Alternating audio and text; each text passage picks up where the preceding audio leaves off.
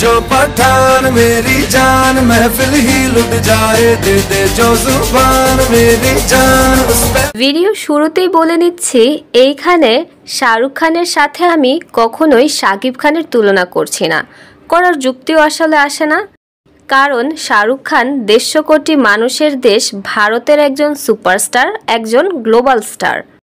অন্যদিকে শাকিব খান মাত্র 18 কোটি মানুষের একটি ছোট্ট দেশ বাংলাদেশের সুপারস্টার।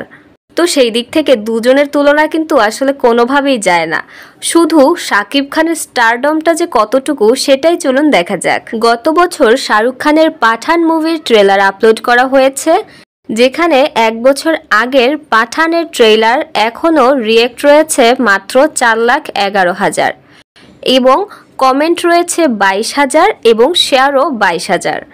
অন্যদিকে 6 দিন আগে শাকিব খানের যে তুফান মুভির টিজার আপলোড করা হয়েছে সেখানে 8 মিলিয়নেরও বেশি ভিউজ রয়েছে এবং ভিডিওটিতে রিয়্যাক্ট রয়েছে 3,44,000-এর ওপরে এবং কমেন্ট রয়েছে প্রায় 55,000, যা পাঠানের চেয়ে 33 গুণ বেশি। অন্যদিকে শেয়ার রয়েছে 26,000, যাও পাঠানের চেয়ে 3,000 বেশি। টিজারটিতে যে 3,44,000-এর বেশি রিয়্যাক্ট রয়েছে, অনেকেই বলছেন এইটা নাকি পাঠানের মতো 1 বছর ঘুরতে ঘুরতে পাঠানের ডাবল হয়ে যাবে। এখানে শাকিব ভক্তরা এটা বোঝাতে চাচ্ছে যে শাহরুখ খানের সাথে তুলনা না দিলেও শাকিব খানের স্টারডমটা আসলে কোন লেভেলে গিয়ে পৌঁছেছে।